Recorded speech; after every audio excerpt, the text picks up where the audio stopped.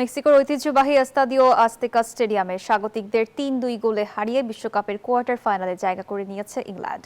আক্রমণ, পাল্টা আক্রমণ, লাল কার্ড আর পেনাল্টির রোমাঞ্চে পরিপূর্ণ এই ম্যাচের মধ্য দিয়ে বিদায় নিয়েছে সহ আয়োজক দেশ মেক্সিকো। বজ্রঝড় ও তুমুল বৃষ্টির কারণে ম্যাচ দেরিতে শুরু হলেও মেক্সিকো সিটির ঐতিহাসিক আজতেকা স্টেডিয়ামে মাঠের উত্তাপ কমেনি এক বিন্দুও। আক্রমণ, পাল্টা আক্রমণ, লাল কার্ড আর পেনাল্টির রোমাঞ্চে ঠাসা এক মহাকাব্যিক ম্যাচে স্বাগতিক মেক্সিকোকে ৩-২ গোলে হারিয়ে বিশ্বকাপের কোয়ার্টার ফাইনালে জায়গা করে নিয়েছে থমাস টুকেলের ইংল্যান্ড।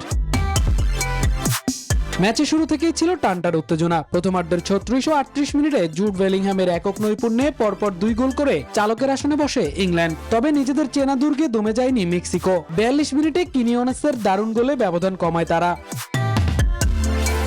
দ্বিতীয়ার্ধের ৫৪ মিনিটে বড় ধাক্কা খায় থ্রি লায়ন্সরা। হেসুস গার্ডোকে ফাউল করে লাল কার্ড দেখেন ইংলিশ রাইট ব্যাক জারাল কোয়ানসা। ১০ জনের ইংল্যান্ডকে পেয়ে মেক্সিকো যখন চেপে ধরছিল, ঠিক তখনই ৬০ মিনিটে পেনাল্টি থেকে গোল করে ব্যবধান ৩-১ করেন অধিনায়ক হ্যারি কেইন। ৬৮ মিনিটে নতুন মোড়নায় ম্যাচ। রাউল হিমেনেজ পেনাল্টি থেকে গোল করলে স্কোর লাইন দাঁড়ায় ৩-২-এ। ম্যাচের বাকি সময়ে ৬৬.৮% বল দখলে রেখে ২০টি শট নিয়ে ইংল্যান্ডের বক্সে বারবার আক্রমণের ঝড় তোলে স্বাগতিকরা। কিন্তু গোলকিপার জর্ডান পিকফোর্ডের দুর্দান্ত ৩টি সেভ এবং ওরাইলি ও মার্ক গেহিদের রক্ষণভাগ মেক্সিকোকে সমতায় ফেরাতে দেয়নি।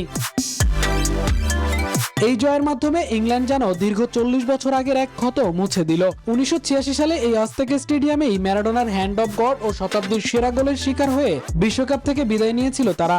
আজতেকার গ্যালারি জুড়ে যখন মেক্সিকান সমর্থকদের কান্নার রোল, তখন ইতিহাস বদলে কোয়ার্টার ফাইনালের টিকিট কেটে উল্লাসে মেতেছেন টুখেলের ইংল্যান্ড। কোয়ার্টারে তাদের মুখোমুখি হবে নরওয়ে। মামুনুর রহমান, নিউজ 24।